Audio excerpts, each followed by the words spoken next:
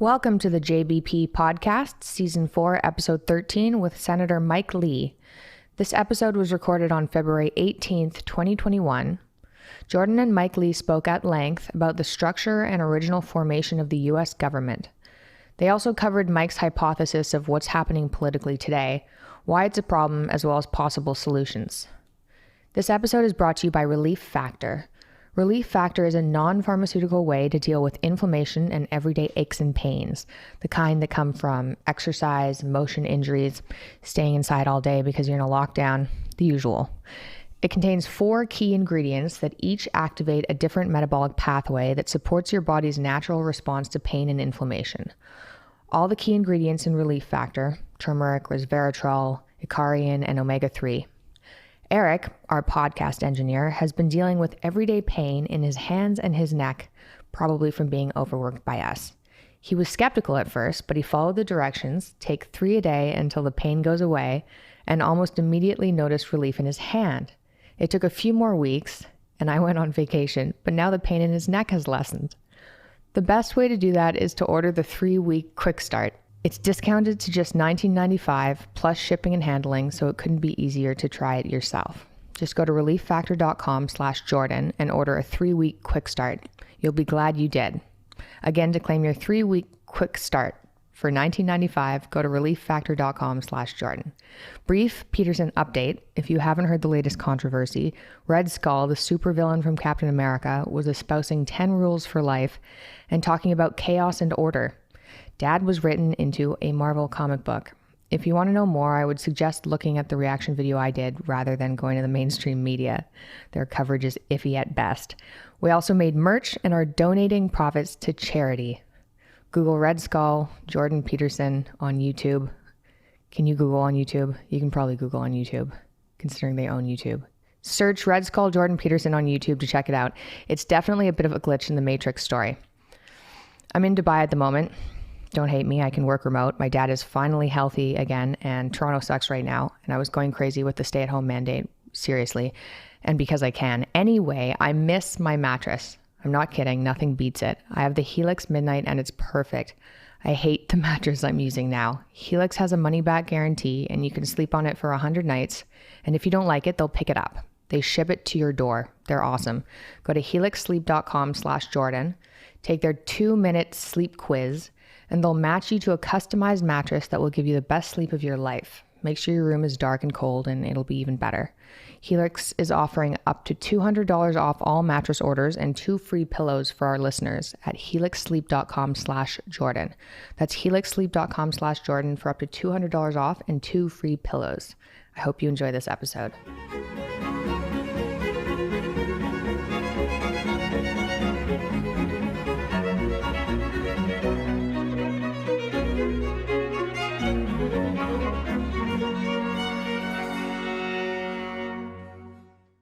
I'm privileged, I would say, today to have a discussion with Senator Mike Lee. He's been the U.S. Senator from Utah since 2010, chair of the Joint Economic Committee since January of 2019. I'm going to get you to tell us what that is and why it's important. Senator Lee graduated from Brigham Young University with a degree in political science and gained his law degree from BYU's law school in 1997. He started his career as a clerk for the U.S. District Court for the District of Utah, and then clerked for Justice Samuel Alito on the Third Circuit Court of Appeals. He served Utah as Governor John Huntsman's general counsel and reunited with Justice Alito, who is now on the U.S. Supreme Court for an additional 1-year clerkship. He's written 4 books. I don't know how you find the time, quite frankly. The Freedom Agenda, arguing for a balanced budget amendment, Why John Roberts Was Wrong About Healthcare, which was an ebook critiquing the Supreme Court's Obamacare ruling, Our Lost Constitution in 2015, and Written Out of History in 2017. He's been ranked by the New York Times using a nominate system developed by political scientists to assess political position on political spectrum, mostly left to right, as indexed by roll call voting behavior as the most conservative member of the Senate. And I thought we could talk to Senator Lee today about Well, first of all, about civics, what was called civics at one point, I suppose that you might have been taught in high school, if you were fortunate, about the structure and function of the U.S. government and about the day-to-day life of a senator, and what that entails, about the American Constitution in general, and then about the issues that he sees as most pressing, that currently confronting, well, the U.S. in particular, but also the world. So thank you very much for agreeing to speak with me today. Thank you, Jordan. It's really an honor to be with you. Yeah, well, we met, just so everyone knows, we met in Washington. That must be 3 years ago. I think it was in 2018. I was very fortunate to come down to Washington and meet a number of Republican senators and congressmen, Democrat senators and congressmen as well, trying to get people to talk across the aisle. And we'll talk about that a little bit too, about that possibility. So you're an expert on the U.S. Constitution from the legal perspective, and you have lots of practical political experience. And so maybe you could just start by talking to us about how you see how you understand the structure of the U.S. federal government. Oh, thanks for asking that question, Jordan. This is something I feel strongly about. It's something that I think can help lead us to a place where, as a country, we can heal, where we can avoid some of the pitfalls that have proven problematic for us at times. The U.S. government is based on a document written in 1787 by a group of individuals who I believe were wise men raised up by God to that very purpose.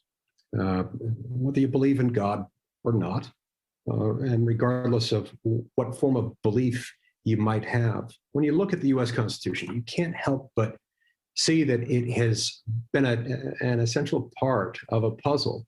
It's sort of fostered the development of the greatest civilization that human history has ever known. It's done this, and not because the document itself has any magical powers or the words themselves do, but because the document itself recognizes that the sovereigns in our system are the people. The people have a right to be free, and that's something that's embodied in our Declaration of Independence, written 11 years before the Constitution, in which we acknowledged partly as a product of the Scottish Enlightenment and how that spread on both sides of the Atlantic, that the power of government really derives from the people, and that ultimately our sovereign is God. On earth, sovereigns are citizens. Government is an earthly institution that operates by necessity in order to prevent us from harming each other and being harmed by others, in order to protect life, liberty, and property. But ultimately, we realize that government is something of a necessary evil. Government is best understood, I believe, as the official collective use of force under the authority of a rule of general applicability that we call law. Force, properly understood, is something that, like anything else that we deal with in the world that we find necessary, like oxygen, like water, like fire, for example, absolutely an essential part of life, certainly an essential part of any thriving civilization. But it's dangerous, just like each of those things. And unless kept carefully in check, it will become dangerous because it's run by fallible, mortal human beings. That's essential to our understanding of the Constitution, is the fact that human beings have infinite and eternal value. They are flawed, but they're redeemable. And we've got to make sure that power checks power, because government is force. So within our system of government, it sets up two really important structural protections to guarantee liberty. You see, liberty and government power exist somewhat in opposition to each other, and yet at the same time, they kind of hold each other in check. Government power, authority, force, if you will, cannot expand except at the expense of individual liberty. To a degree, we need this to make sure that we don't kill each other, hurt each other, or take each other's things. But it's also got to be kept in check. At earlier times of human development, and in some parts of the world to this very day, government has best been understood as it being embodied. The government authority is embodied in a single sovereign, a monarch, a Caesar, a king, a queen. In our system of government, we recognize that immense danger exists in the concentration of power in the hands of the few. And so we split up the sovereign authority to make sure that it really belonged ultimately to the people. We split up government authority along two axes. First, on the vertical axis with something we call federalism. It was embodied in the text of the original Constitution and later emphasized in the 10th Amendment, adopted a few years later. But it says basically that most power in the United States of America will be exercised at the state and local level by the people. Now, there's a principle, if I remember correctly, and I really like this principle. I believe it was developed in England, in Great Britain, and maybe it's part of the Scottish Enlightenment, that an issue should be dealt with by the most local authority capable of dealing with it. And so that's one way of deciding, of noting that authority has to be distributed across multiple levels, but also of determining who should be in charge. This episode is brought to you by the Great Courses Plus. When I was in university, I learned more on the internet than I did in class. Hands down, part of the way I learned was from online platforms that host courses like the Great Courses Plus. With the Great Courses Plus, you have unlimited access to thousands of video and audio lectures on hundreds of fascinating topics. Learn a new language, learn about the great philosophers like Nietzsche, or try critical business skills for success. The courses are taught by the best professors and top experts in their fields. The material is all extensively vetted and researched. And with the Great Courses Plus app, you're free to watch, listen, and learn on any device at any time. Get started with a free month of unlimited access. Just visit our special URL, thegreatcoursesplus.com/Peterson. That's a whole month to learn anything you want for free. So sign up now, thegreatcoursesplus.com/Peterson. And so that's one way of deciding, of noting that authority has to be distributed across multiple levels, but also of determining who should be in charge. Yes, that's exactly right, Jordan. And in fact, we learned this as Americans, as part of our experience with colonial Britain. We were British subjects prior to our revolution. And over a couple hundred years, we learned something that I think the English crown discovered somewhat by accident, which is that once you've established a community, in the case of what became the United States, these 13 colonies, if you allow them to govern themselves locally on local matters, it actually works pretty well. And over the couple hundred years leading up to our revolution, we would go through these cycles where the crown would exercise either more or less influence. It tended to exercise more in the wake of wars that it had to pay for. It sent more tax collectors. Those tax collectors would impose more regulations. And then after a while, they would withdraw. But we prospered as they sort of let go. So that's part of why we were instinctively drawn to what we today call federalism, or in other words, where we say, let's govern ourselves at the most local level possible. Just a few powers will exist at the national level. The federal government is supposed to be in charge of national defense, declaring war, regulating interstate and foreign trade, bankruptcy laws, immigration laws, postal roads. There are a few other powers, but you get the idea. That's the basic gist of it. They're distinctively national in character, unavoidably national in their impact. All other things, aside from that default proposition of where things are made federal, are to be kept local. Local people have the advantage of being on the ground and being able to see exactly what's going on.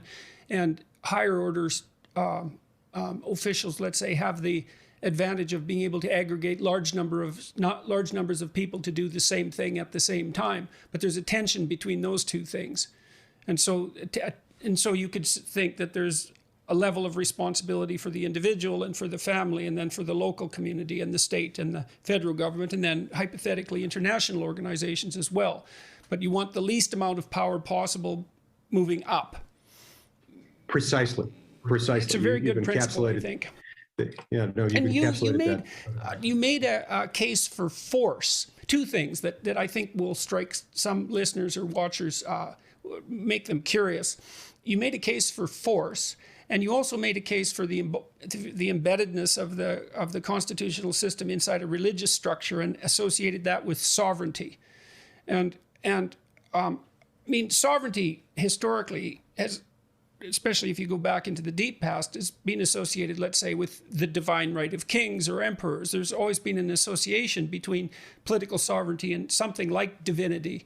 And that connection, although church and state are separate, it isn't severed entirely in the United States. There's still that's the case you're making, and I think it's a general case that connection still exists and necessarily exists. So let's look at those two things. You talked about the government as in relationship to force, and why start there? That's what government is. Government is force. The only reason we have government is force. When bad things happen, ironically, violence can ensue when people start to think of it as more than force. If they look at government as the arbiter of all that is right and all that is wrong, of all that is fair or unfair, expectations change, and all of a sudden, force can be brought to bear where it ought not tread under the banner of government. Force is there to make sure that we don't hurt each other or take each other's things, to make sure that we're protected from those on the outside of our country who would seek to harm us, and those who are within it, who would destroy us and our rights. So I think these problems become more pronounced when we lose sight of what government is. We develop an almost reverence. It's almost like it's become the new idolatry. We worship government as That's why I wanted to concentrate on your discussion of force. So what I understand from that is that I have a domain of rights, and you have a domain of rights, and we're going to bump into each other. There's going to be conflict at the place we touch, where our rights might conflict. And what that'll mean is that there's the possibility of conflict breaking out there, and that might mean that I'm going to use force on you or you use force on me. Now, we could cede the right to that force to a third party, to another authority, and that takes away the necessity for us to use force. So, for example, I remember years ago, I can't remember, he was the governor of Massachusetts. He ran for president. He was asked at one point about an escapee from a prison who Michael Dukakis.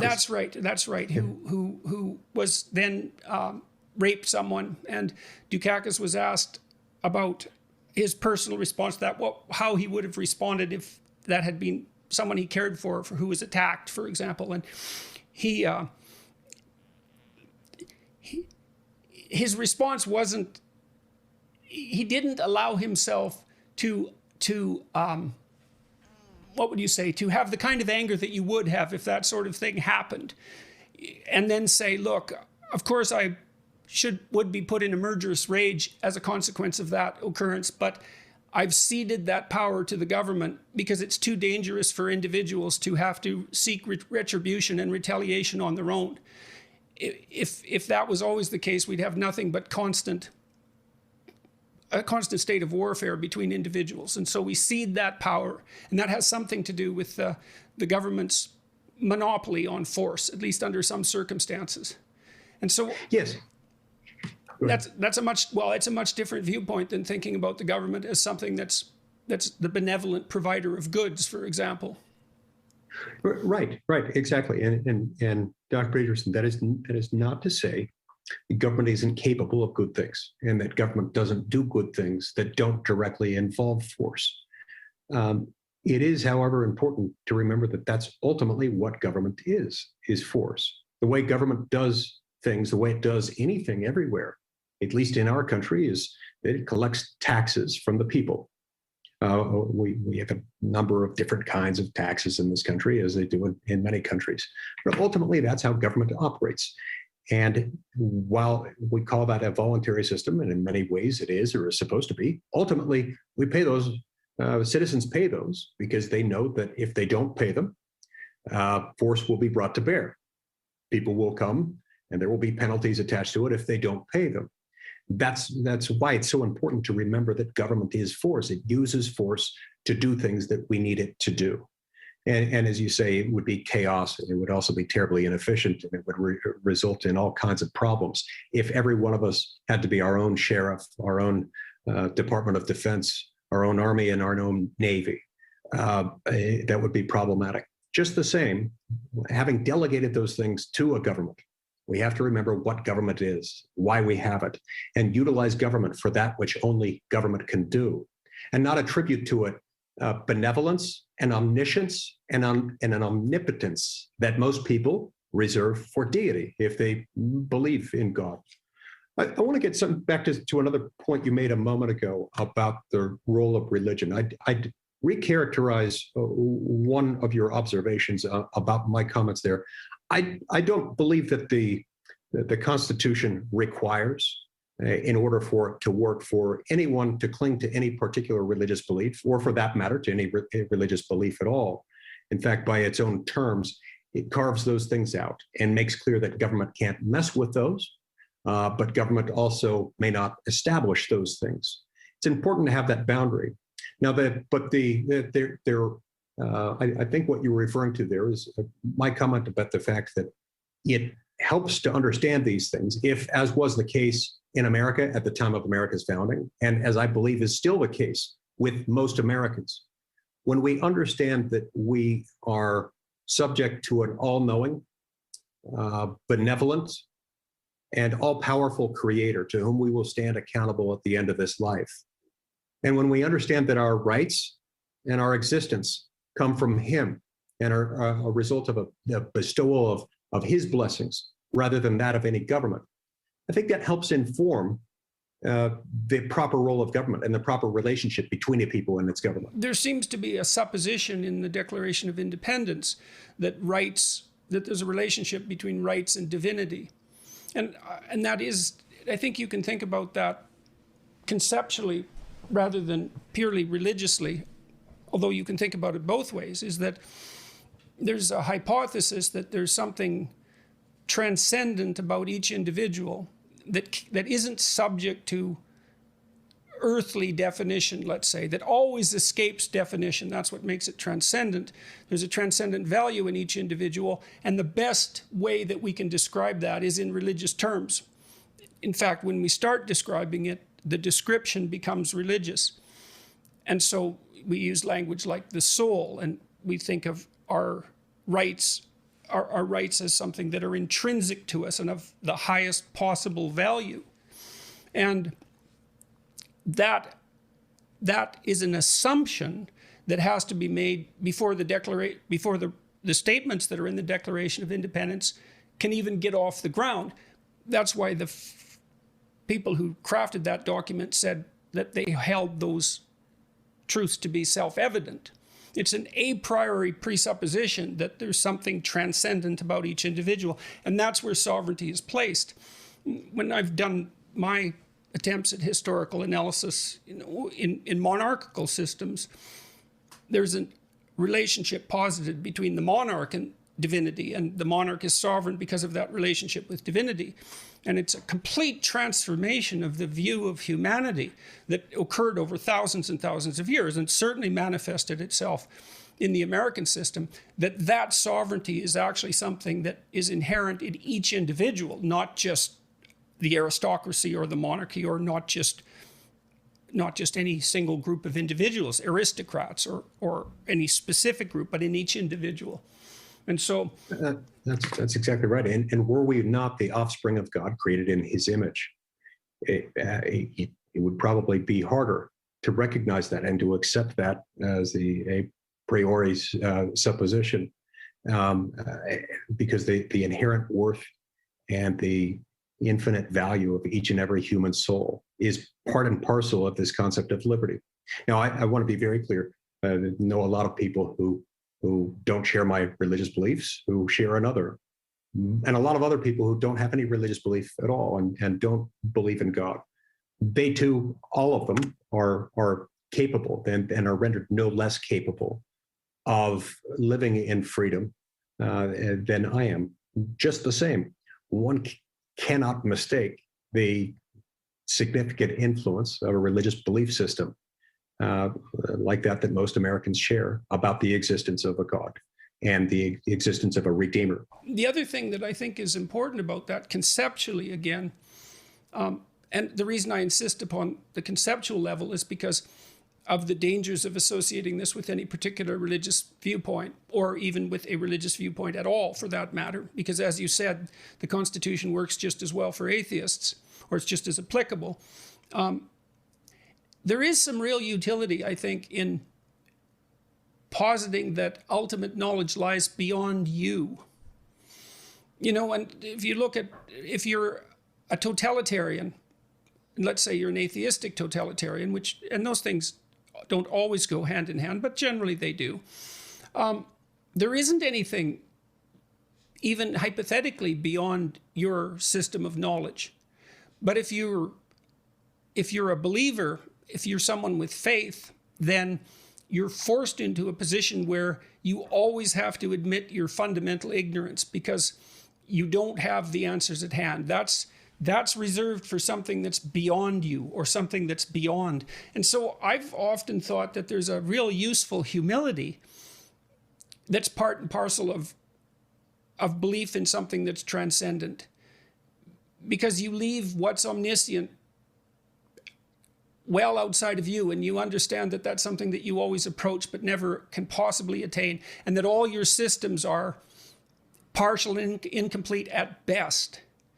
And that seems to me to be a necessary antidote to, like, a potentially dangerous totalitarianism or narcissism.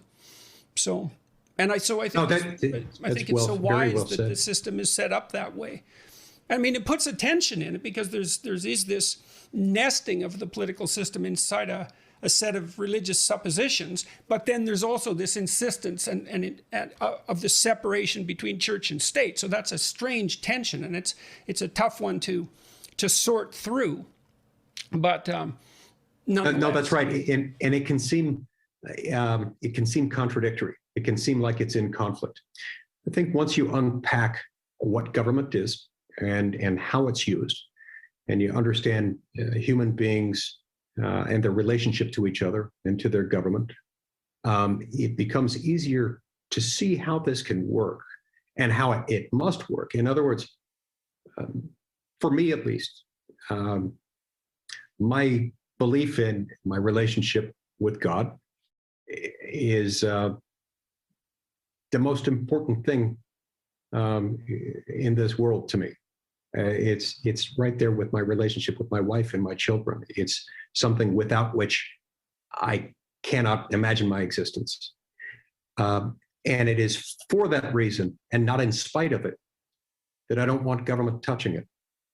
In other words, there is an increasing inclination in society today, including among many Americans, that if something is really important, then it must be something that the government does, promotes, funds, or is otherwise officially involved in.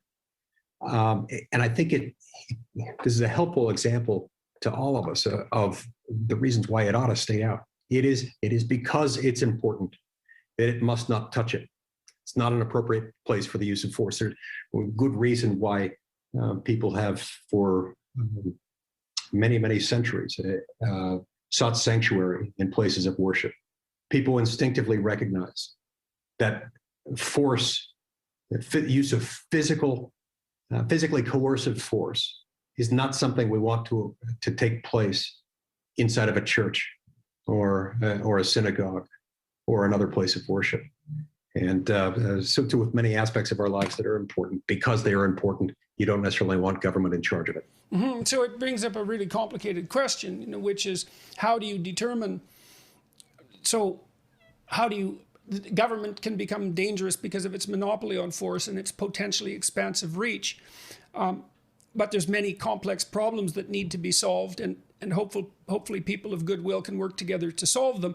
You're faced then with the necessity of a constant discussion about what government could and couldn't do. And it seems to me that discussion should be informed by realization that government does some things that are necessary, but that, like any other powerful entity, it needs to face constraints. Part of the political debate is constantly about what that domain of action should be and what those constraints should be. And I suppose the Conservatives are constantly on the side of pushing for constraint, at least in some domains, on government expansion. There's exceptions to that, and whereas the people on the left end of the spectrum are more convinced that, you know, the power for government to do good is so great that its power should be expanded outward. That's right, and it's an important discussion to have. And you've got conservatives, and you've got liberals, you've got libertarians, who I'd consider myself a conservative with libertarian leanings. In any event, regardless of where you categorize yourself, it's important to recognize what government is, what it's not, and what its power is, and which level of government ought to be operating for a particular issue, and which person or office within which level of government is appropriate. So a minute ago, we talked about the federalism, the vertical separation of powers, leaving a fairly stable pyramid-like structure. A few powers at the top, most powers at the base, close to the people. Most people know their state legislator, their city council members. They interact with them at the grocery store. They might recognize them at their child's baseball game. Fewer people know their federal legislators. It's part of the reason why we have fewer powers entrusted at the top.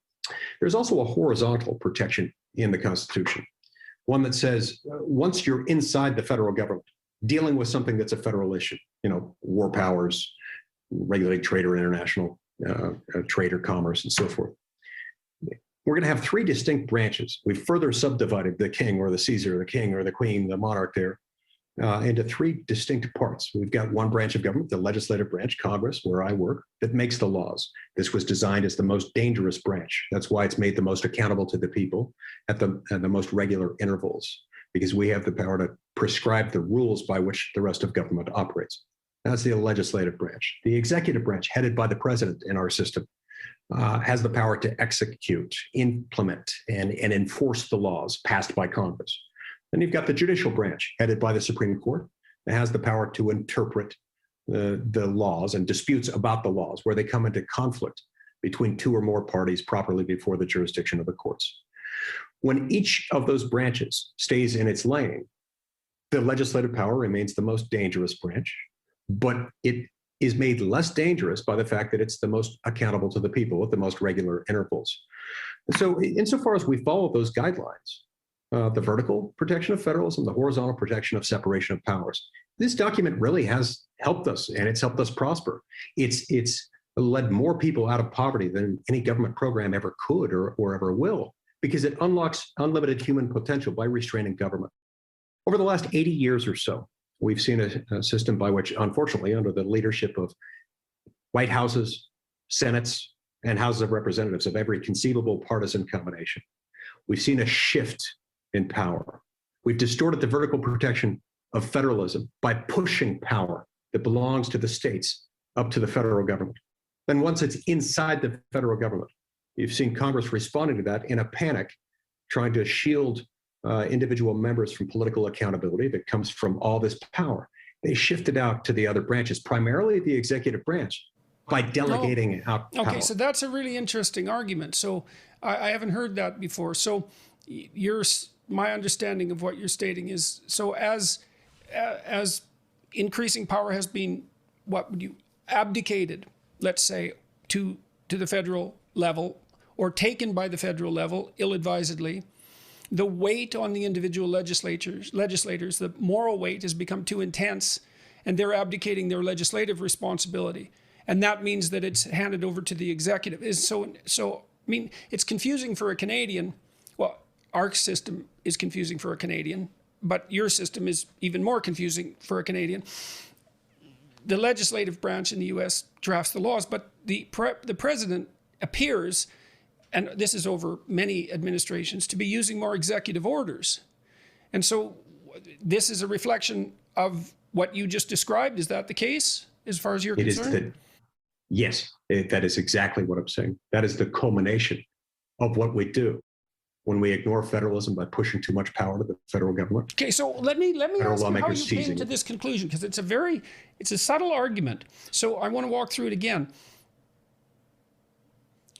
You're basically hypothesizing that at some point the weight of responsibility becomes too much for any single individual in a position of power to bear. And so they'll look for avenues of escape. And they can't bear it maybe because it's too complex. They can't keep up. They can't bear it because people are after them for making decisions. There's all sorts of reasons. They might be intimidated by the magnitude of their decisions, all of that. So if you dump too much on them, then they shy away from it. And then it defaults over to the executives. Do you have like examples at hand of that happening? What sort of powers have been taken away at the state level or abdicated, where the states have abdicated their responsibility and moved towards the federal? And any idea why that's happening? Yeah, great question. The best single example that I can think of lies with what we call the Commerce Clause, Clause 3 of Article 1, Section 8. Article 1, Section 8 is the part of the Constitution that outlines the powers of Congress, and with it, basically, the powers of the federal government. The Commerce Clause gives Congress the power to regulate trade or commerce between the states with foreign nations and with the Indian tribes. Over the first 150 years or so of our republic, this was understood and exercised as a power to regulate interstate commercial transactions, for example, making sure that Delaware, Maryland, New Jersey, Virginia, and Pennsylvania weren't engaging in trade wars against each other. To make clear that the federal sovereign would be in charge of interstate commercial transactions, interstate waterways, roadways, things like that. And then we had a shift. And that would be because no single state obviously could do that, because it involves more than one state. So the federal level is the logical level for that power to reside. Correct. And in that respect, we were trying to set up a single common market to make sure that we weren't operating as 13 independent republics who would engage in trade wars against each other. All this started to change during the Great Depression, during Franklin D. Roosevelt's New Deal era. Initially, there was some resistance by the Supreme Court, but all of this changed. Our reading, our official interpretation of the Commerce Clause, Article 1, Section 8, Clause 3, changed on one day in America that's very seldom recognized in a Supreme Court decision that very few Americans even know anything about. It's called NLRB versus Jones and Laughlin Steel Company. It was decided on April 12, 1937. In that case, the Supreme Court concluded that Congress's power to regulate trade or commerce between the states with foreign nations and with Indian tribes not only meant interstate commercial transactions and the regulation of interstate corridors of trade and things like that, but it also extended to the power to regulate any activity that is commercial in nature and that when replicated across every state, while local and intrastate by nature, has in the aggregate a substantial economic impact, such that something as local as trade and labor laws or agricultural production, things like agriculture, labor, mining, and things like this that are economic but that occur in one state, had always been the bread and butter of something that, if regulated by government, would be regulated by state authority and not federal. In that case, on that one day, April 12, 1937, the Supreme Court said, no, it's anything that's economic and has a substantial effect. Ever since then, Congress has enacted law after law, federalizing all these issues, labor, manufacturing, agriculture, mining, and so forth. The Supreme Court has left basically a perpetually green light since that date. Since April 12, 1937, we've really had only 3 instances in which the Supreme Court has identified any act of Congress as outside Congress's legislative authority to regulate interstate and foreign trade. And basically all 3 of them, 2 of those 3 were sort of drafting errors. The Supreme Court explained to Congress how it could remedy. And on the third one, Congress went out ahead and papered over the problem by validating the act of Congress in question as legitimate under a separate provision of the Constitution. So as a result of this, Congress has now got all this power. Congress then delegates that to the executive branch, passing laws that sound less and less like laws over time, and more like platitudes. we'll pass a law can you that. give us any concrete examples of that? Yeah. So okay, let's take a good example. Let's say trade laws will pass something regulating minimum wage, prescribing a nationwide minimum wage. Okay, that seems like a germane issue at the moment. That is economic in nature. It has a substantial effect on interstate commerce when aggregated across every state. Insofar as we just set the minimum wage, that is not violating the horizontal protection of separation of powers if we set it. If, however, we were to delegate to the Secretary of Labor or the President of the United States or somewhat other executive branch official the power to prescribe rules making sure that the minimum wage was set fairly, that would be an unacceptable delegation of that legislative power over to the executive branch. Now, we haven't done that with the minimum wage. It's still an improper exercise of federal power, in my view. But at least we haven't exercised that there. In other areas, let's take, for example, clean air.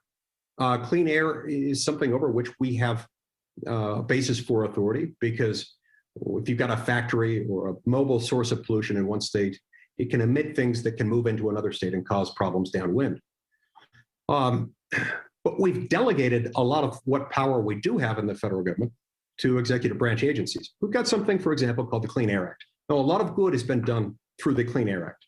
We've significantly abated things like acid rain problems, other air pollutants that have caused a lot of problems for people. The Clean Air Act, this is a slight oversimplification, but as I explained in our lost Constitution, it's a little bit like we said, we shall have clean air. We hereby declare that we shall have clean air. And we hereby delegate to the EPA, the executive branch agency in charge of administering that law, the power to define what air pollution means, what are acceptable limits on particular air pollutants, then to prescribe penalties for those who exceed those limits, and the power to enforce those same penalties, all vested in one executive branch agency. That might be good for politicians because it allows them to say, I like clean air. But if the EPA then charged with that does things that in some circumstances make no sense, like, for example, when they set the minimum ozone levels at a level below where Mother Nature herself has set them, as has happened in some parts of the country, people become outraged, they complain to Congress, members of Congress beat their chests and say, those barbarians at EPA, I'm going to write them a strongly worded letter, as if that were our job as lawmakers to write a strongly worded letter. When in reality, all we've done is pass the buck to the EPA. We've done the same thing with EPA, as we have with occupational safety and health requirements, with OSHA, MSHA, the Mine Safety and Health Administration, alphabet soup agency after alphabet soup agency throughout the federal government has lawmaking power. That's inappropriate. Sorry. I should remind everybody that there's a bit of a lag in this conversation because of the technology, so we might interrupt each other and appear rude, but the lag has something to do with that. And maybe me being rude also has something to do with it. But there's all this talk about the deep state. And I'm just thinking that some of that could well be generated as a consequence of what you're describing. As more and more decisions are delegated or relegated, more accurately, to entities that aren't accountable in the same way, then it would seem logical that an extra governmental government, so to speak, emerges. I mean, the same thing happens in a country like Canada, where the civil service becomes more and more powerful across time because responsibility is relegated to it by legislators that aren't willing or can't maintain their responsibility. Or it's passed on to the court to make decisions, to make law de facto, because the legislators won't take the initiative to do so. They can put it off. So what kind of reception does this kind of argument get among your peers and among your political opponents? It's interesting, Dr. Peterson. Most of my colleagues in the Senate and our counterparts in the House would, I suppose, if they were part of this conversation today, say that they don't necessarily disagree with the fact that we've moved power from states and localities to Washington, and then within Washington, we've given power away from the people's elected lawmakers who have voluntarily delegated that power over to unelected, unaccountable bureaucrats, and in many cases, the President of the United States. Many of them, perhaps most of them, would agree that to a degree that has happened. What they would say next would depend in part on their political persuasion. Some of them would say, yeah, that's true, but it doesn't matter because this is a good thing. And we really benefit from the specialized expertise of those who occupy these executive branch agencies. And I want to make very clear, I've got nothing but respect for those individuals. They're by and large, well-educated, hardworking, well-intentioned people with a high degree of specialization. My point is not that we can't learn from them. My point is that they're not lawmakers. They don't stand accountable to the people in regular elections or elections ever. Yeah, well, you said, for example, you said that the EPA that had many positive effects. You seem also still worried about it. And so I might object, well, if it's had those positive effects, then what's the problem? Why worry about it? And so I would like to know that. Why is that a problem? Because our government needs to be ours.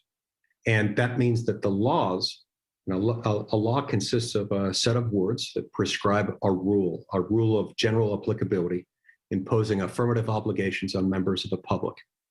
When a law, thus understood, is prescribed in our system of government by the federal government at the federal level, you have to follow a formula for it to be legitimate. And that's true for not just the philosophical constitutional reason, but also for the practical reason that you don't want the lawmaking power, which is the most dangerous of the powers of government, to be ever in the hands of people you can't fire. They work for you. And if you can't fire the people who make these laws, as well-educated and well-intentioned as they might be, you got a problem. Mm-hmm. So you see something like a drift over time, so that the legislative power drifts out of the bodies that are supposed to be exercising it into other specialized areas, and that has the risk of escaping public accountability. So I guess what you might argue then is that the EPA and legislation like it produces some short, medium-term positive outcomes, but it has this long-term potential payment lurking in the background, and we always have to keep an eye on that.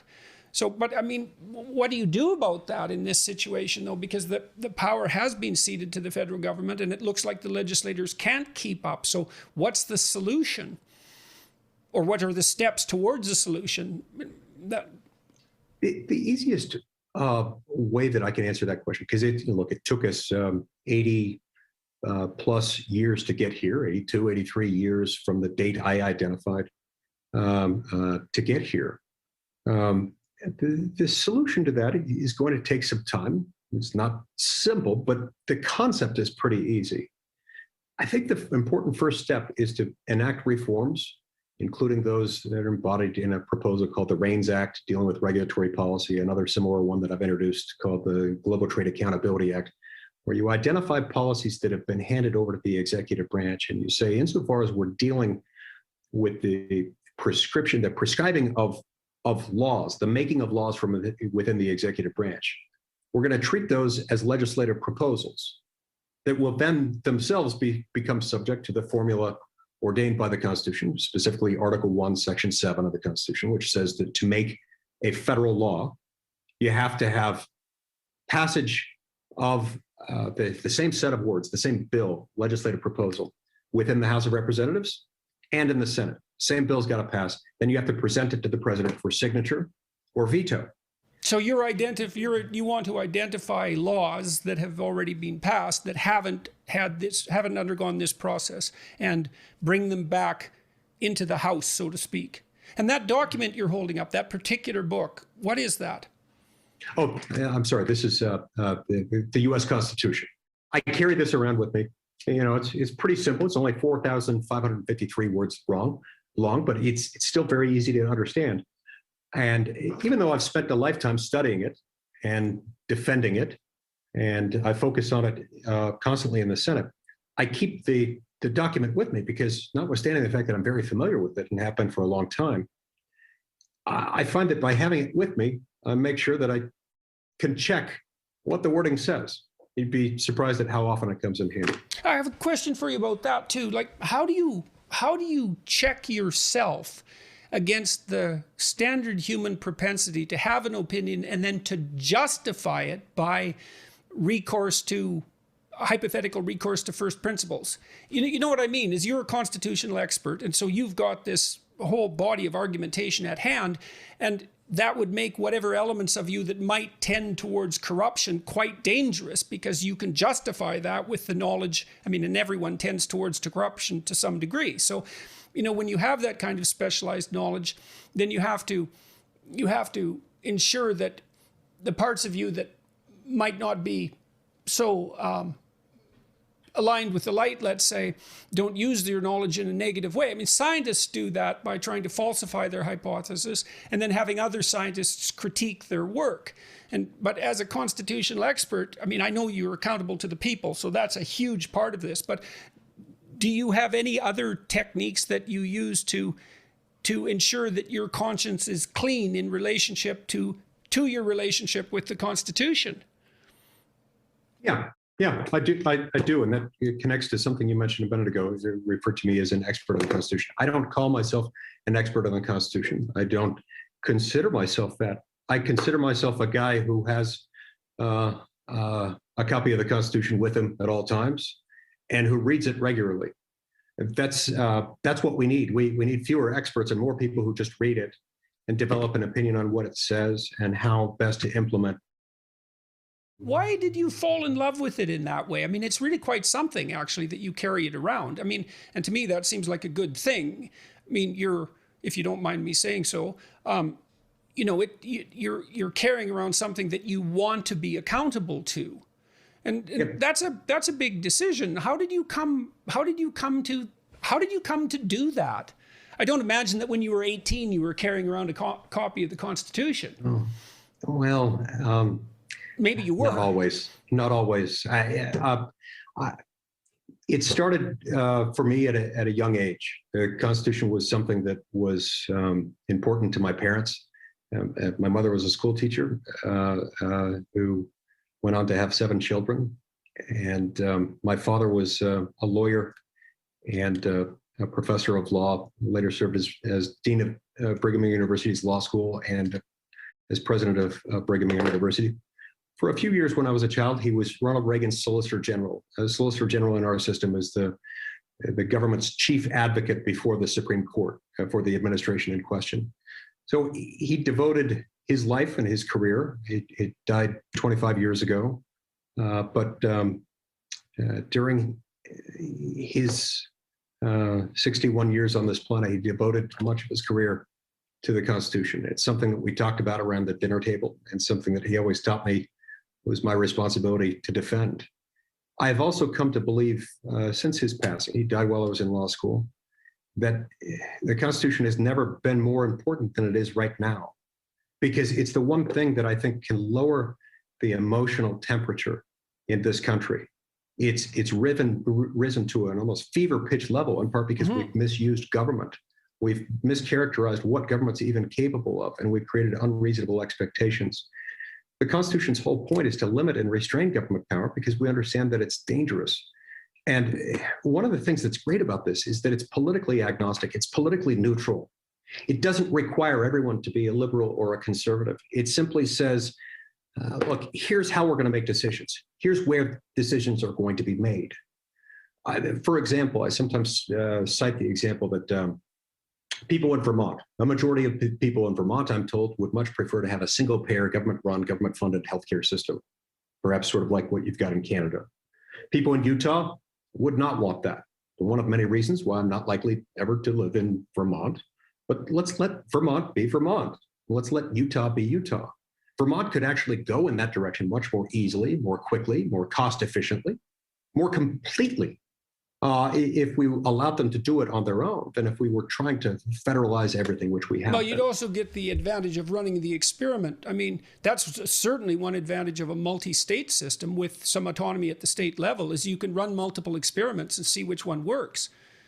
That's much better than legislation by fiat from the top, because you're likely to be wrong no matter what your political persuasion when you're trying to solve a complex problem.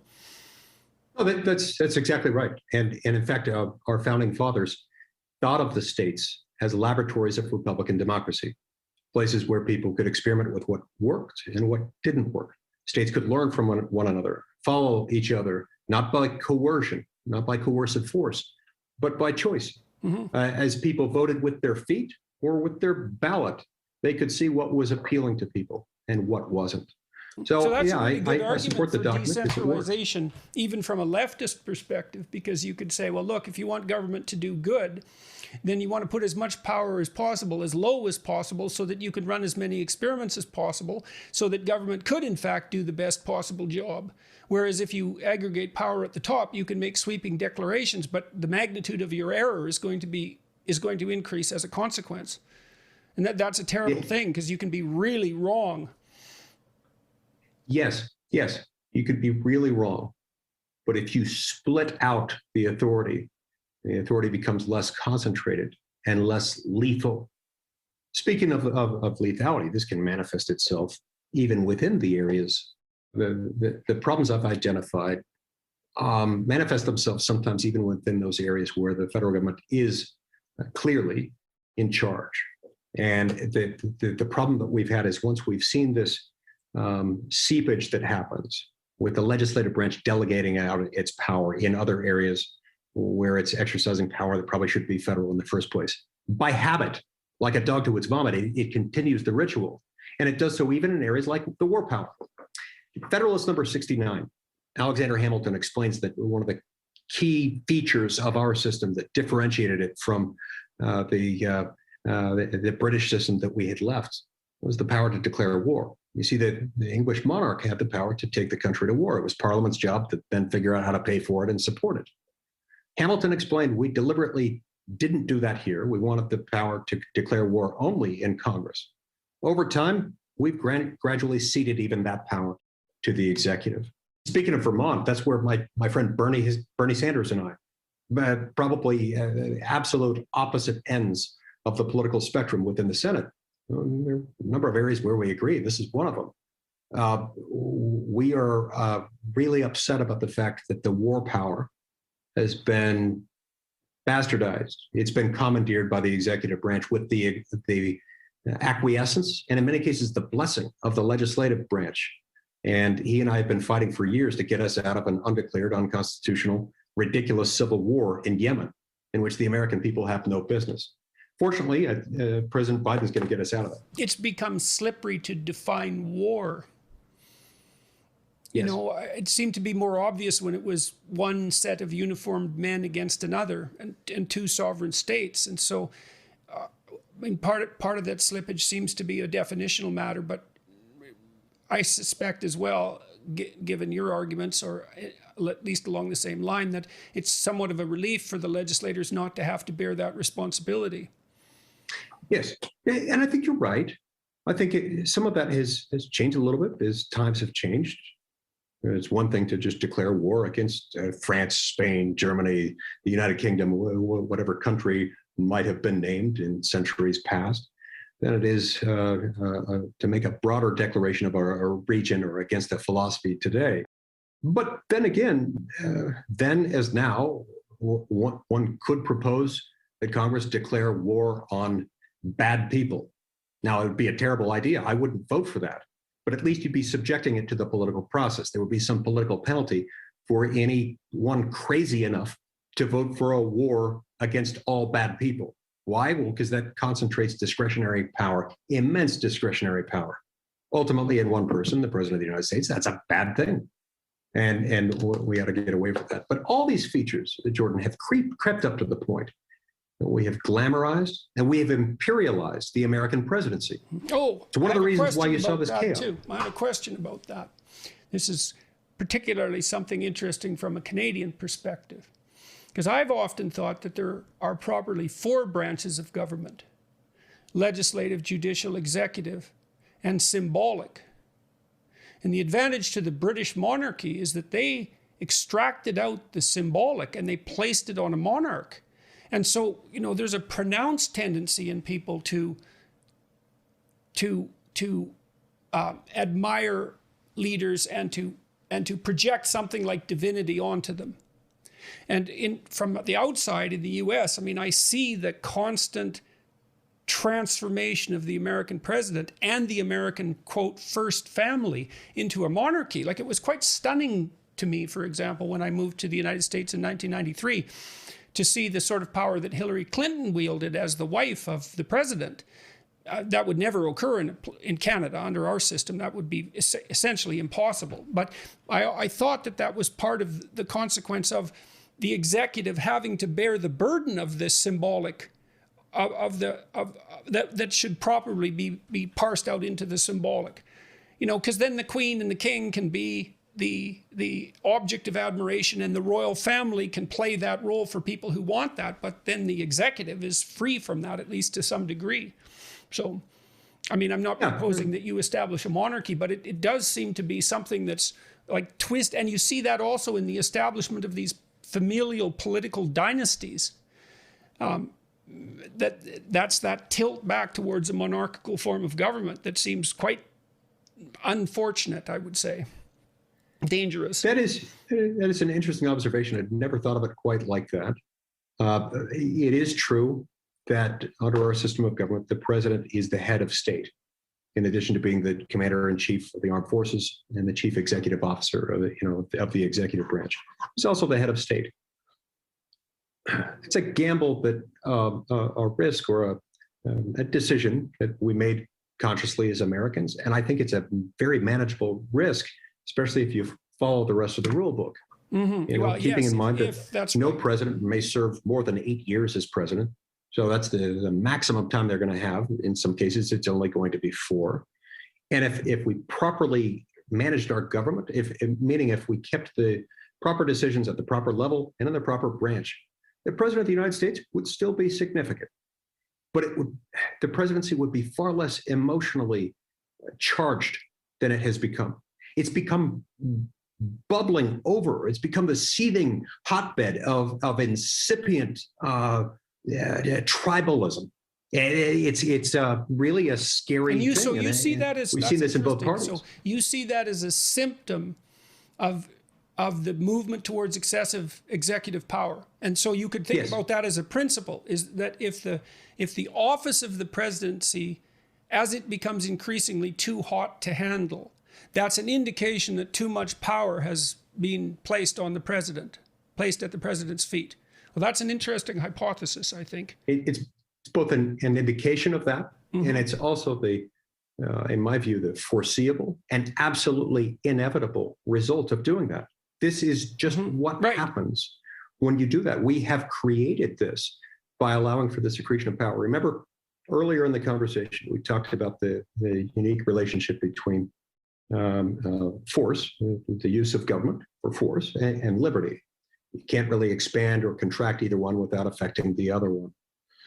But as we push this power upward within the federal system to the federal government, and then over to the chief executive, to the president, that power comes from somewhere. It goes somewhere. Ultimately, that power comes from the people and accrues within the executive branch of the federal government. That's what makes it so darn contentious, because he's not only the head of state and the commander-in-chief, he's now in many ways not just the law enforcer, but also the lawgiver, the lawmaker, and that's dangerous. Okay, So let me pull 2 things together here. So you've alluded during this conversation, and I have too, to the increasing political tension in the United States. And so how would you characterize that tension? Like, what do you think is happening? What evidence do you have for that?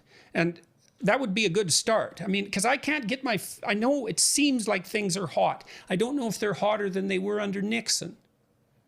I don't know if they're hotter than they were during the Vietnam War. I can't tell, but they're hot enough. But What's going on in your view? Yeah. It's hard for me to compare apples to apples then versus now. I was a young child when President Nixon left office, and when he was working to get us out of Vietnam. I wasn't serving in the Senate, or as a 4-year-old, I wasn't terribly aware of all public affairs by then. But I have sensed, just from my reading of the history and from my own anecdotal accounts of what I've experienced in the last 10 years in the United States Senate, I've sensed the emotional tension continuing to go up.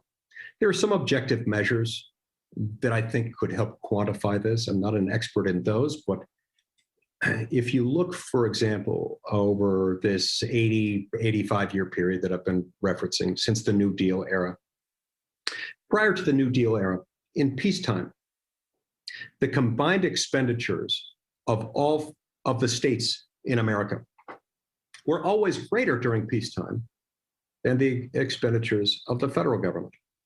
Since the New Deal era, the opposite has always been true. It's always been the federal government spending more than all 50 states combined. It was never intended to be that way. Is that gap growing? Has it grown across that period? I haven't checked it in the last few years, but generally, yes.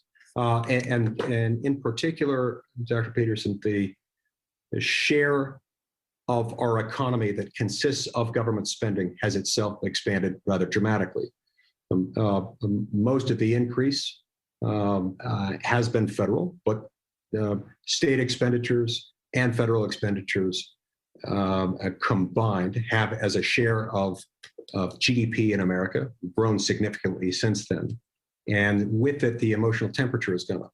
With it also, you've seen the federal government and the federal bureaucracy in particular playing a more heavy-handed and more ominous looming role. So for example, 25 years ago, when I was in law school, the first time I ever sort of started thinking about this executive branch agency lawmaking problem, we had a guest speaker come to the law school, and he explained that compliance with federal regulations, those prescribed by the alphabet soup agencies in the federal government we were talking about earlier, were really a kind of a backdoor invisible tax on America's poor middle class, because Americans pay through the nose for those things, to the tune of, he said, about $300 billion a year. And he said, but they don't see the price tag for that. It's what makes them devious and hidden and manipulative, is that they pay for them, but with higher prices on goods, higher prices on services, diminished wages, unemployment, and underemployment. That's how they pay for those things, because everything becomes more expensive, and that ends up being kind of a backdoor, invisible, highly regressive tax on America's poor middle class. Since then, it becomes more expensive because of cost of adhering to the increasingly complex regulatory environment. Yes. This Byzantine labyrinth of federal regulations. Like the month you spend doing your income tax.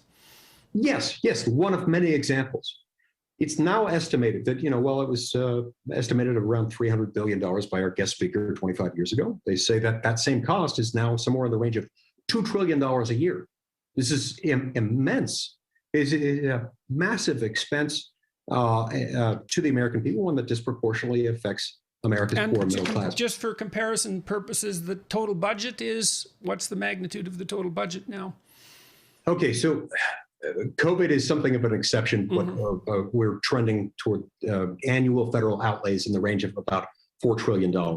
We've exploded that with COVID, spending several $1 trillion more than that over the last year. We hope that's temporary. We know that it tends not to be completely temporary. When the minute you ratchet up spending, it's something of a one-way ratchet. I also measure some of this in some unconventional ways. Do you think that's a reasonable estimate? The excess cost of regulatory adherence is half the budget, is equivalent to half the budget? Yes. I mean, there are lots of estimates out there. Some say that $2 trillion, it doesn't really measure the whole of it.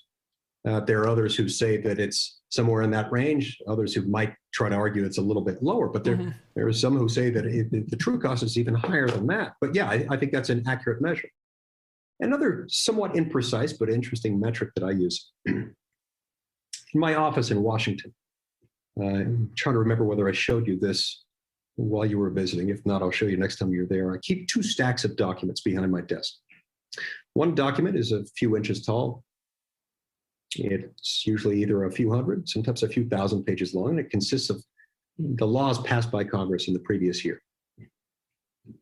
The other stack is in some years 13, 14 feet tall. I keep it in 3 separate cases, bookcases in my office. It's sometimes as much as 100,000 pages long. And it's last year's Federal Register. The Federal Register is the annual cumulative index of federal regulations as they're released initially for notice and comment, and then later as they become effective. Wow, so that's a very interesting metric too. So that's ratio of paper necessary to document regulatory change. Yes, it's so prescribing affirmative legal obligation of the relative power of the 2 institutions, so to speak. Yes, in a sense. Now, it's not a precise measure because some of that is not an apples to apples comparison, but a lot of it really consists of lawmaking. These are new affirmative legal obligations imposed as a generally applicable rule on the American people, enforceable by the overpowering force that is the federal government. The difference between those 2 stacks is that the small stack, the one that's only a few hundred to a few thousand pages long, made by elected lawmakers. The one that's 13, 14 feet tall, 100,000 pages long in some years, made entirely by unelected, unaccountable bureaucrats. That's scary. Yeah, well, it should be something that sets, again, people across the political spectrum back on their heels, because if government wastes its time doing things that aren't necessary, it's not going to be able to spend its time doing things that are necessary. And prioritization is a massive problem, right? There's only so many things you can attend to at the same time. So, in any country where there is a societal tendency to trust the people and be skeptical of government, we call that liberty. In a society where people are encouraged to trust the government and be skeptical of the people, we call that tyranny. But it's interesting. It's interesting, though, because you do trust the government in a really deep sense. You carry the Constitution around. And so the reason I'm pointing this out is because I just read something a while back about the degree to which young people distrust institutions. And I've found my trust in institutions decreasing as well over the last years, especially media institutions, and I'm not pleased by that in the least. But you do definitely have faith in the Constitution. And so when you say to be skeptical of government, you mean specifically something like the tendency of government to expand and overreach its proper domain. Yes, yeah, is that right? I don't want to put words in your mouth, but you are obviously a patriot, and you have great respect for your fundamental institutions, and so it's necessary to separate those things out, because otherwise, especially young people, they don't know what they can trust, and they need to trust something. It's really important. Yes. And another way I'd put it, I'd take exception to one thing you said where you suggested that I trust government as evidenced by the fact that I carry on the Constitution and I seek to follow it. I'd turn that precisely on its head. In other words, the Constitution reminds us that we don't trust government as an institution. We trust people, but not the government. The Constitution is our key to making sure that we unlock unlimited human potential by recognizing the inherent dignity and infinite worth of every human being. And that we show that respect by saying that when we use force on you, as we do whenever government acts, we will do so respectfully and in a way that's measured, restrained, exercised at the appropriate level, and is geared specifically toward protecting life, liberty, and property. If it's not those things, we won't do it. We need to have trust and confidence in human beings because they're God's creations and because we are all created equal. When we put trust in government itself, we're putting trust in force. Now, human beings, while redeemable and basically inherently good, are themselves flawed, and flawed specifically in the sense that they are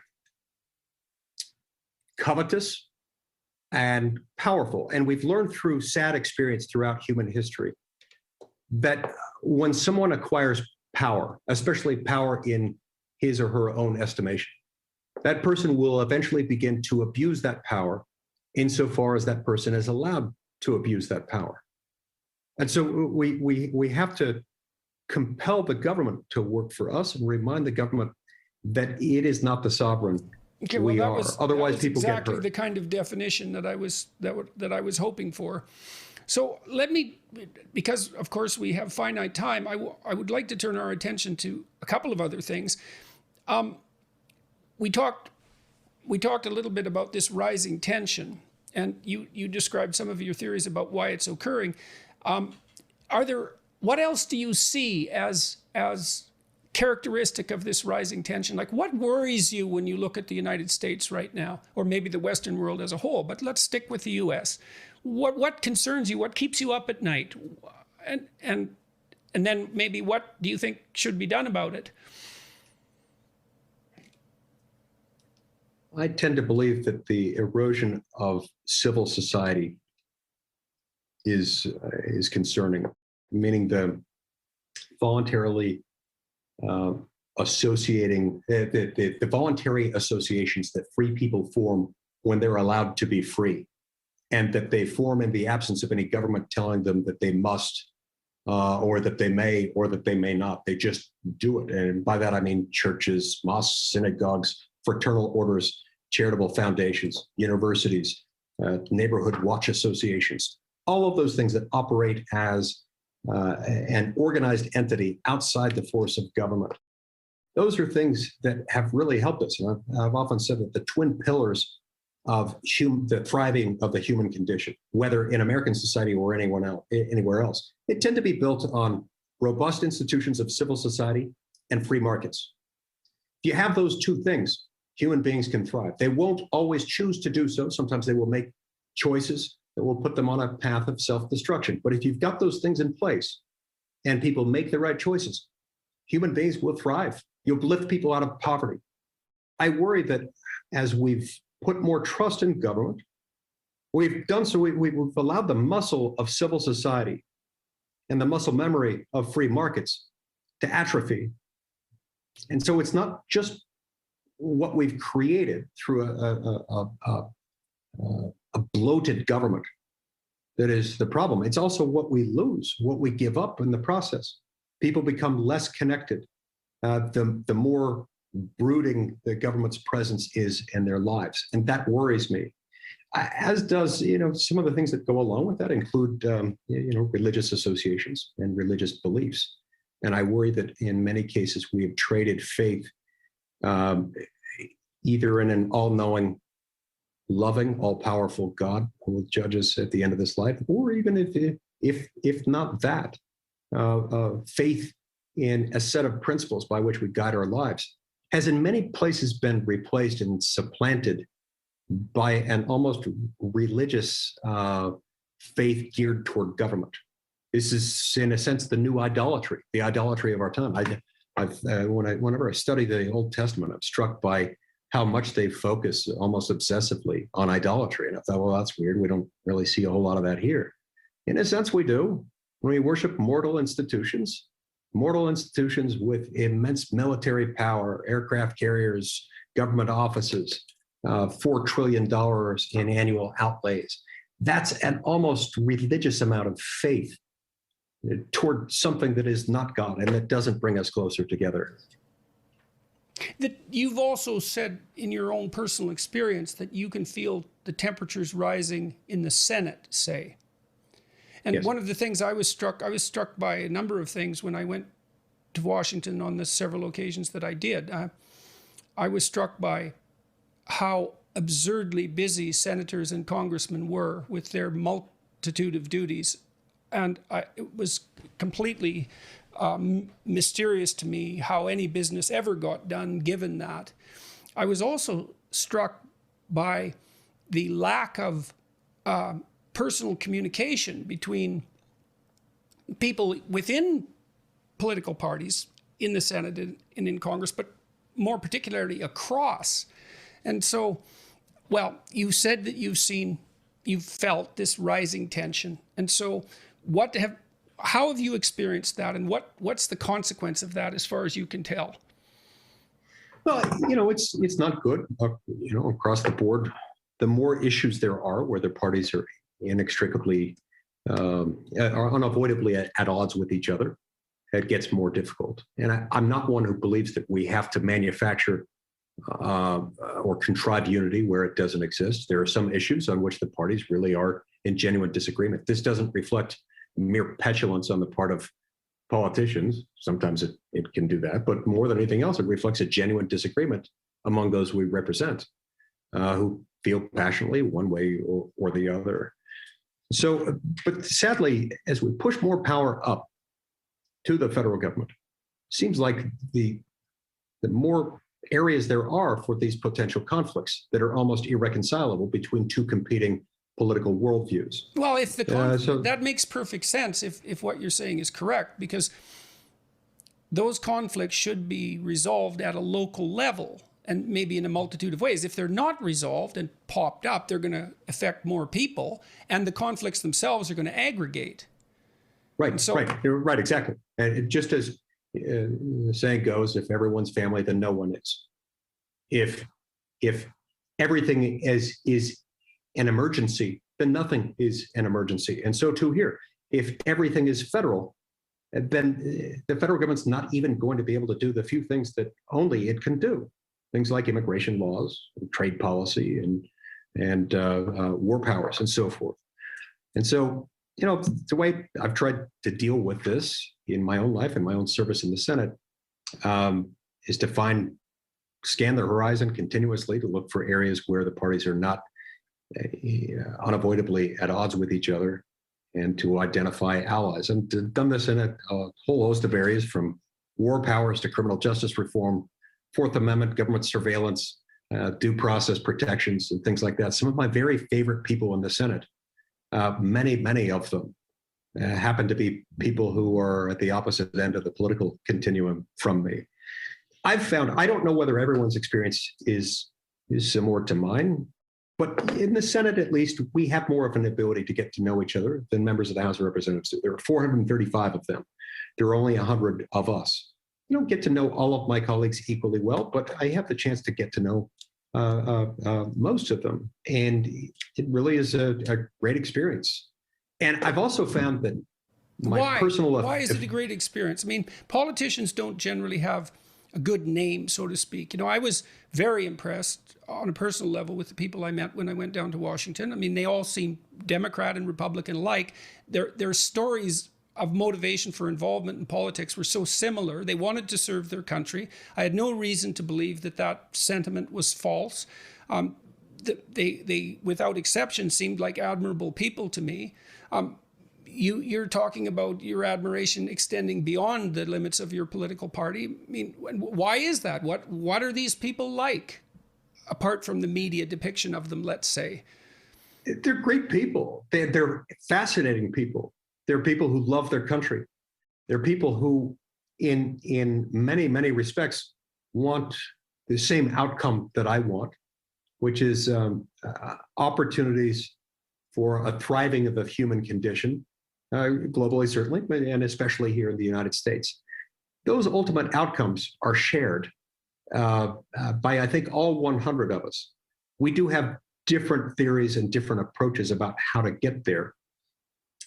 The minute I'm able to see on any particular issue how that particular senator, no matter how much I might disagree with her or him on a particular issue, if I can see why it is that they believe that their policy competing with mine or at odds with mine really gets to the same nirvana-like outcome, the same positive outcome, it's easier for me to try to figure out whether there's a way to reconcile the two approaches. There isn't always. In many cases, there is not, but in a whole lot of cases, there are ways to get there.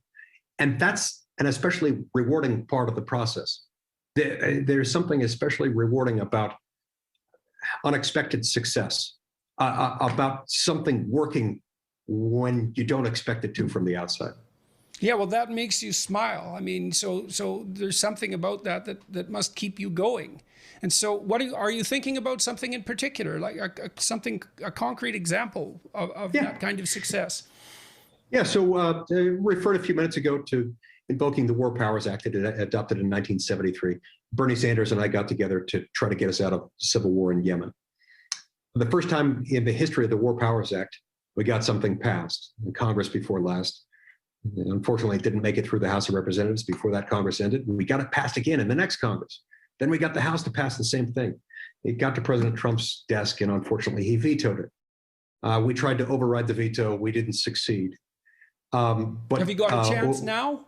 Yes. Not only have we got a chance, but President Biden has in the last few days announced that he's going to get us out of Yemen. And assuming he follows through with what I expect out of that, the entire issue will mercifully have come to the right conclusion. When I first started in the Senate, that must be really satisfying. Oh, it was fantastic. It's a really fulfilling moment. It's a minor victory in a sense that it's small compared to other disputes and compared to the number of people who are aware of it. But it's a huge issue. It's a big issue. Criminal justice reform is something I identified as a brand new senator about 10 years ago that I wanted to achieve. I saw too many people within our federal criminal system in the United States being sent away to prison, sometimes for decades at a time, for a relatively minor nonviolent offense. We had a case in Utah that I became aware of nearly 20 years ago. It's an individual, a young man who's become a dear friend since then, named Weldon Angelos. Weldon Angelos was caught selling 3 dime bag quantities of marijuana over a 72-hour period to a person who, as it turned out, was a confidential informant of the law enforcement agency. Because of the fact that he was carrying a gun at the time, a gun that was neither brandished nor discharged in connection with the offense, Mr. Angelos was sentenced to 55 years in prison for selling 3 small sandwich bag quantities of pot. It's ridiculous. The federal judge who sentenced them said that there are hijackers, murderers, rapists, terrorists who don't get this much time, but I have got no discretion on this case. And only Congress can fix this problem. Those words were still echoing through my mind when I got to the Senate. I started reaching out initially to some fairly liberal Democrats. And Dick Durbin and I teamed up. Cory Booker came to the Senate a short time later. He joined up with us. We ended up passing the most sweeping criminal justice reform law in an entire generation in December of 2018 with the First Step Act. And we brought judges more discretion.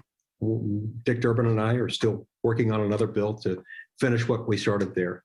There are example after example of things like this that we've gotten done that are gratifying, that are rewarding. It makes it all worthwhile. It makes it so much more fun. Yeah, I can tell. I mean, you light right up when you talk about those things, and it looks like 10 years falls away from you instantly. It's really something to see. So I can see that enthusiasm, untrammeled enthusiasm, and still belief that the system works, which is so lovely to see in an age of cynicism. What's your day like? Walk us through what a day in the life of a senator. The day of life of a senator. I'd like to know. When the Senate's in session, we're in Washington, each day is filled with a combination of committee hearings, of votes on the Senate floor, inside the Senate chamber, sometimes giving a speech or two here or there, maybe on the Senate floor, maybe to some group that's assembled at the Capitol, meetings with constituents who happen to be in town and in Washington. And then the balance of that time might be reserved for conducting interviews with reporters from the media, and in many cases, meeting individually or sometimes talking on the phone with colleagues, debating and negotiating the terms of legislation that you're pushing, and you're preparing for either a committee hearing or a markup, which is a vote inside of a committee, or for a Senate floor vote. Those things take up an enormous amount of time. And you noticed earlier that you were struck by how busy members are. It's true. We stay very busy.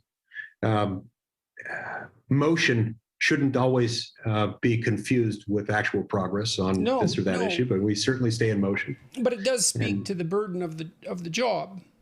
Yeah, that's right. That's right. One of my favorite things that I do, at least once a week, sometimes more, I'll meet with colleagues, Democrats and Republicans alike, and over a meal, dinner, or on other occasions, breakfast, we'll meet together, we'll pray together, we'll share our personal experiences, our own walk through life, and we develop a great appreciation for each other. The fact that there's real humanity behind the political figures that are known to media pundits, but the person needs to be understood in order for the legislative body to function properly. Well, that is a nice ending. I was going to ask you what you might say to viewers and listeners who find themselves becoming cynical about the political process, but I think that the last 10 minutes of this discussion actually answered that question. And so I think I'll leave it at that and not ask for an explicit answer, because the implicit answer is much better. Now, I was overwhelmed with admiration, I would say, of the institutions that I had the privilege of visiting when I was in Washington. I think it's the current level of political tension disturbs me, because so much of what's established already is so great and it works. And it would be lovely if that was more widely known, and the cheap cynicism that passes for wisdom these days was discarded. So thank you very much for talking with me today. Thank you so much. If you can convince a Democrat to sit down with me, I would like that. I'll get right on it. I'm sure there will be many who would love that opportunity. I don't know. They might think being seen with me in public is anathema. It might not be, because I can listen. So, and I think I think the net is an absolutely underutilized resource for political figures who actually want to communicate with the public, because it's long form. There's no sound bites. You can say what you want to say. You can bring your thoughts directly to the people that you serve with no intermediation. And I know it's not a trusted venue yet for people in the political arena, but I think it's an opportunity that's waiting to be exploited, waiting to be used, not exploited. You can't really exploit long-form media. It's not susceptible to manipulation in the same way that the old media forms were. So people who are interested in straightforward communication can really benefit from the advantages of podcasts and YouTube videos. And I'll tell you, I've learned the general public is a hell of a lot smarter than people think, and hungry for information in a way that no one would have ever expected. I think we were blinded to that by the constraints of broadcast TV, which had to assume that no one knew anything, and that everything had to be compressed into something approximating, 30 seconds to half an hour. People don't need to be spoon-fed that way. So, no, that's brilliantly put, Jordan. And I want to thank you for seeing that in this particular medium. You've harnessed this in a way that's inspired an entire generation of Americans to utilize this resource as a tool for healing and reconciliation and understanding. So thank you for doing that. Nice. Mm-hmm. Well, I hope that I can see you again in Washington at some point. That would be wonderful. And again, thanks again. Maybe, in a couple of months, if you're interested, we could talk again, and we'll find some other topics to go at. You can tell us a little bit more about what's happening in the current government and about what you think might happen, what should happen in the future if we're lucky. I'd like to hear about all of that. Absolutely. Yeah. Anytime you name the moment, and I'll join you. I'd love nothing more. Great. Thanks again. Thanks so much. Take care.